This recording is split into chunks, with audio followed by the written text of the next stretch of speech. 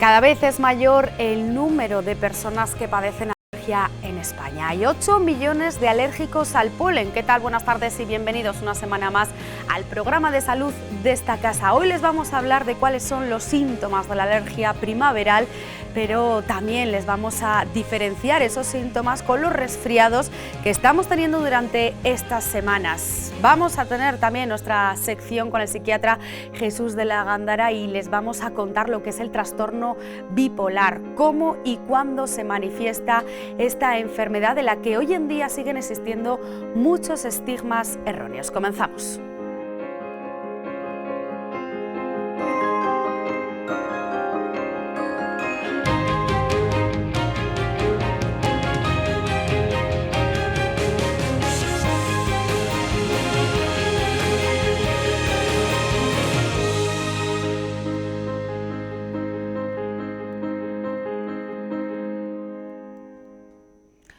Los alérgicos seguro que han notado más síntomas durante estas pasadas semanas y es que ahora sí que sí ya están empezando a bajar los niveles de las crupesáceas, es decir, arizónicas, cipreses o enebros. Sin embargo, ahora en abril lo que está alto es el nivel de polen de plátano. Lo que tardará algo más en llegar será en mayo ese polen de las gramíneas y el olivo. Pero bueno, para hablarnos de todo esto tenemos a una experta, una alergóloga aquí con nosotros, Elena. ¿Qué tal? Buenas tardes, ¿cómo estás? Hola, ¿qué tal? Buenas tardes. No sé si lo he dicho bien, ahora me vas a corregir, si no, bueno, todos los pólenes, ¿no?, que han atacado durante estos pasados meses y durante los próximos que nos llegan. Algo que seguro que quieren saber los alérgicos es cómo se va a presentar esta primavera. Elena. Bueno, Vero, has hecho una perfecta descripción de los pólenes más importantes que afectan a nuestra provincia y realmente hacer predicciones sería ya para lo que nos quedaría, que es para el polen de las gramíneas. Sí. Las predicciones en principio son favorables para los alérgicos este año respecto a las gramíneas. Lo que pasa es que tenemos que tener siempre muy claro que hablamos de predicciones, es decir, todavía hasta hace 2 días no nos dejaban claro cómo iba a ser el tiempo que vamos a tener en Semana Santa. Sí. Es imposible que sepamos a ciencia cierta cómo va a ser la primavera que viene, mayo, junio, que es cuando fundamentalmente se ven afectados los pacientes por polen de gramíneas. Entonces, en principio va a ser buena primavera, pero si lloviera mucho en lo que queda hasta esos meses, es posible que las predicciones fueran un poco más desfavorables. Esto depende también en la ciudad, ¿no?, donde nos movamos. ¿Burgos en qué momento se encuentra ahora mismo? Bueno, pues como bien has dicho antes, nosotros tenemos una provincia grande, enorme, y que además tiene una distribución muy alargada de norte a sur. Esto supone que los pólenes no son comparables en Miranda, en Aranda, y Burgos, capital, digamos que mantendría una situación intermedia entre estas otras 2 ciudades principales. En este momento estaríamos efectivamente, como has mencionado al principio, en época de plátano de sombra. Y el plátano de sombra es un polen que afecta muchísimo a ciudades como Barcelona o a ciudades como Madrid, donde los plátanos no se podan. En Burgos tenemos una gran cantidad de plátano, pero bueno, es un árbol de plantación fácil, sencilla, de crecimiento muy rápido, y eso hace que se plante mucho en las grandes ciudades. Pero en Burgos el plátano se poda. Y como se poda, no permitimos su polinización libre y eso hace que no sea un polen característico de nuestras ciudades. Este pasado mes de marzo, bueno, y todavía seguimos, notaréis mucho, es raro, ¿no?, quien no tenga un resfriado, un catarro. Hay mucha gente que ahora lo puede achacar con una alergia, pero los síntomas pueden ser parecidos, pero no es lo mismo, ¿no?, el resfriado que la alergia. ¿Qué se nos podemos diferenciar? Bien, efectivamente ambos, tanto la alergia como el resfriado, lo que han hecho es estimular nuestro sistema inmunológico, solo que con causas diferentes y con síntomas sutilmente diferentes, pero no dejan de ser procesos inflamatorios de nuestras vías respiratorias, y eso hace pues, que los síntomas efectivamente puedan tener un puntito en común. Cuando nosotros tenemos un resfriado, notamos taponamiento en la nariz, notamos un moco que suele ser blanquecino, amarillento, incluso verde, cuando la razón es bacteriana. Nos duele la garganta y la tenemos inflamada. Cuando nosotros tenemos alergia, el moco, la obstrucción siempre aparece, o casi siempre aparece en ambos procesos, por ese proceso inflamatorio, pero cuando tenemos alergia, el moco es transparente, agua, el paciente tiene la sensación de que se le cae, como si fuera un grifo, no existe esa coloración que existe en el proceso infeccioso. Afecta también a los ojos, los tenemos rojos, nos lloran, nos pican, eso es más característico. Hay algunos procesos infecciosos víricos que pueden tener afectación ocular, como puede ser la gripe, pero es más característico del proceso alérgico. Y luego esa sensación de dolor de garganta no la encontramos, nos pica el paladar, nos pica la garganta, y eso sí es más característico del proceso alérgico. Y luego, por otro lado, podemos tener asma. El asma es característico del proceso alérgico, aunque haya pacientes que la infección se les pueda bajar a la vía respiratoria baja. Claro, hay algún signo, ¿no?, que podemos sí que hacer sospechar que pueda ser una alergia, pero son resfriados además, que ya lo hemos comentado aquí en pasadas semanas, que bueno, pues pueden durar incluso hasta 3 semanas, lo que pasa que bueno, ha hecho que este año los virus estén continuamente con nosotros. ¿Hay algunas señales que podamos sospechar que puede ser una alergia, pero que no tiene nada que ver con esto que estamos hablando? Pues mira, sí, efectivamente, más allá de esas pequeñas diferencias que a veces son sutiles, que he explicado, y más allá de la repetición en la misma época todos los años, que ya nos tiene que hacer sospechar, ahora mismo podemos encontrar características en el cuadro que serían ya no sutiles, sino claramente significativas, como puede ser la sensación de picor en la boca con la ingesta de determinados alimentos, especialmente frutas y verduras. Ahora mismo sabemos que hay una gran reactividad cruzada entre determinados pólenes y determinadas proteínas que coexisten en frutas, verduras y pólenes.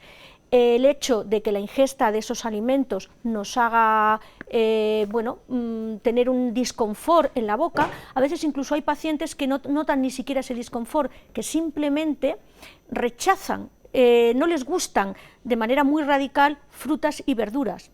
Y eso pues nos debería hacer sospechar, sí. Bueno, esto puede ser a lo mejor más complejo, ¿no? Sí, un poquito más, pero bueno, al paciente pues le puede hacer, invitarle a que se haga un estudio. ¿Cuándo tenemos que pedir ayuda profesional? Porque has comentado, son síntomas, ¿no?, que te pueden venir más o menos en la misma época, pero no sabemos si puede ser un catarro. ¿Cuándo hay que acudir? Bueno, pues cuando tengamos esas sospechas que vamos uniendo año tras año, de que se repite el mismo proceso, muchas veces pues tenemos familiares que tienen alergia, o amigos que tienen alergia, y vemos que compartimos la misma época y que no tenemos pues esa sensación de malestar, febril, etcétera. Sobre todo esa continuidad, pero bueno, ir al alergólogo a descartar que realmente esto sea o no sea alergia siempre es adecuado.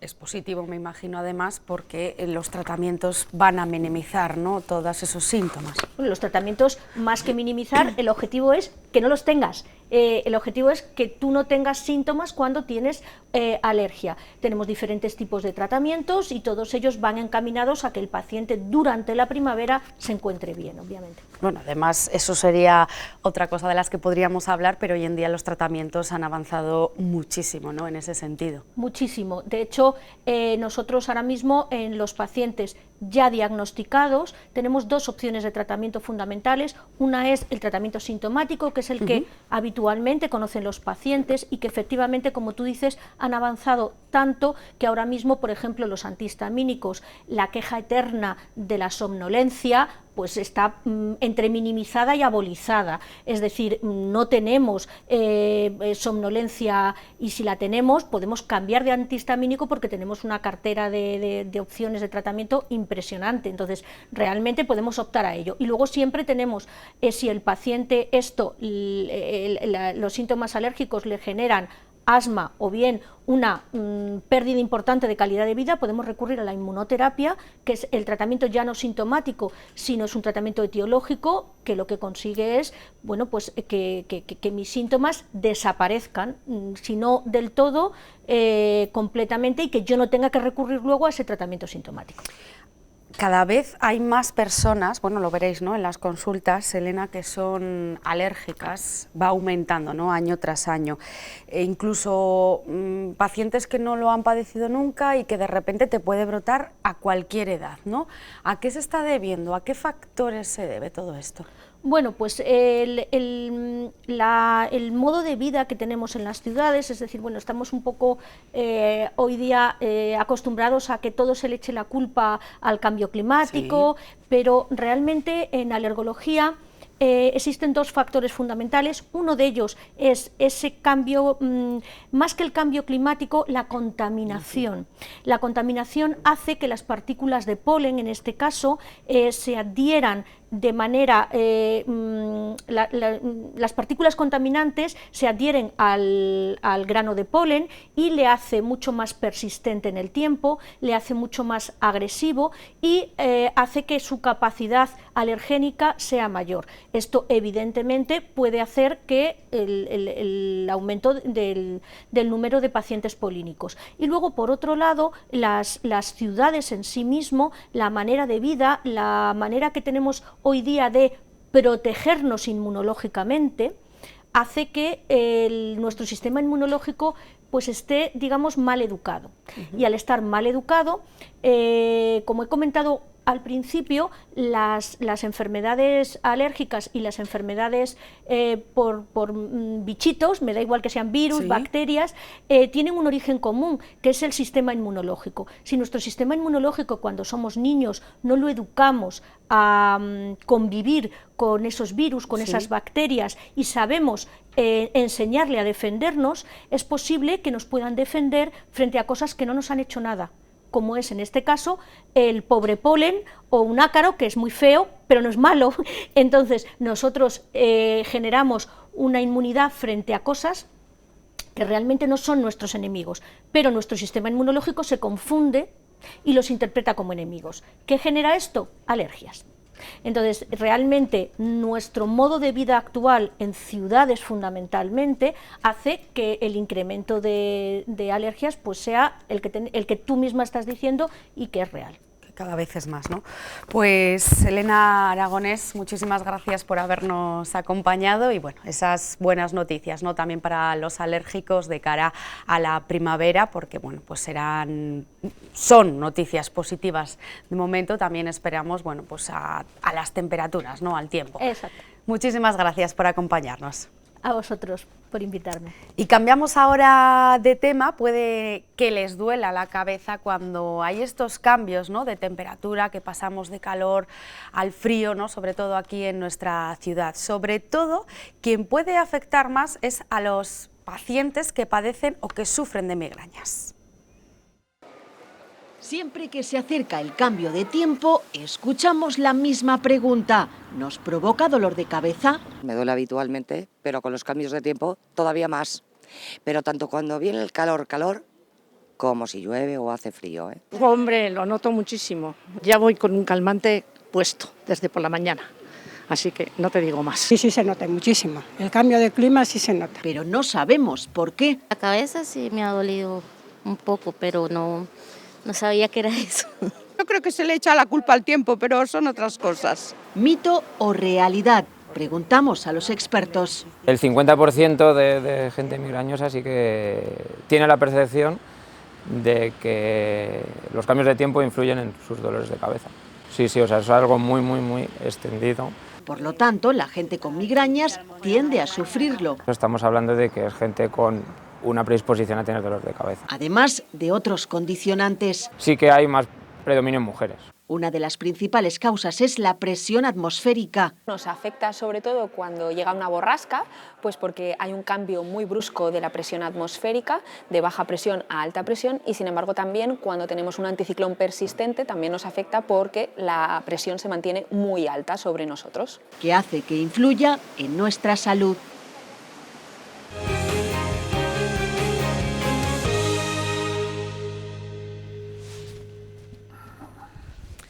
Y ya estamos aquí con nuestra sección con Jesús de la Gándara, psiquiatra. Buenas tardes, Jesús. Hola, buenas tardes. Muy bien, gracias. Hace unos días se conmemoró el Día Mundial del Trastorno Bipolar. La Sociedad Internacional del Trastorno Bipolar estima que afecta a 1 millón de personas en España. Son muchos, además, los estigmas que todavía envuelven a esta patología.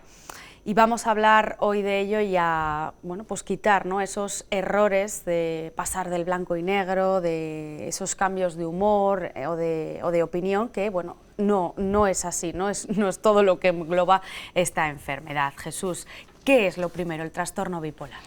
Pues lo acabas de decir muy bien, un trastorno bipolar no es la bipolaridad que todos tenemos, no es oscilar entre el blanco y el negro, entre la alegría y la euforia, no, es una enfermedad. Esto es importantísimo que quede bien claro, es una enfermedad y casi podríamos decir que es la enfermedad emblemática en psiquiatría, en salud mental. ¿Por qué? Pues porque la conocemos desde hace mucho tiempo, la conocemos muy bien, sabemos muy bien cómo se diagnostica y sabemos distinguir qué es enfermedad bipolar y qué no es enfermedad bipolar.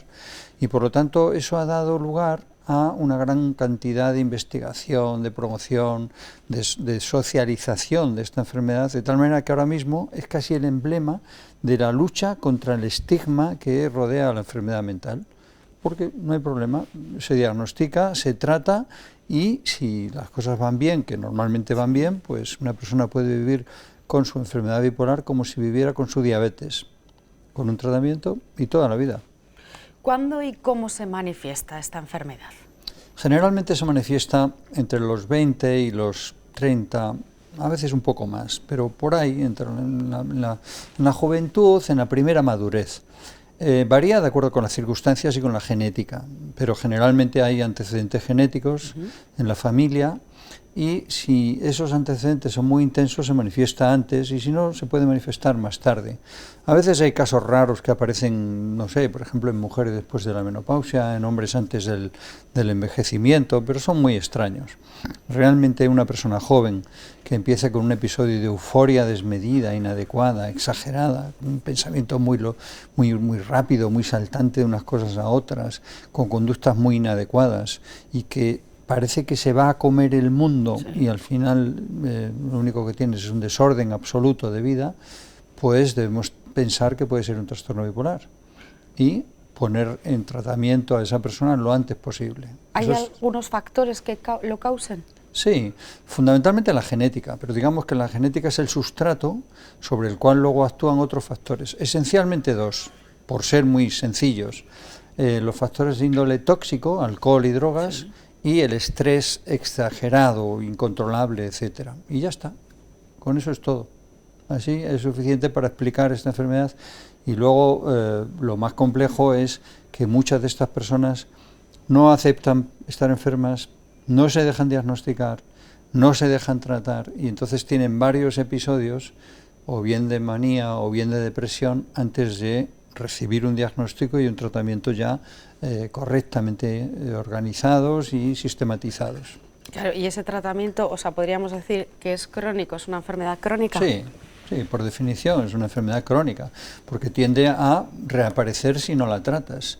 Si la dejas a su libre evolución, pues tendrá episodios depresivos y episodios eufóricos, pero más bien episodios depresivos. Con el tiempo cada vez habrá más episodios depresivos y menos episodios eufóricos, ¿no?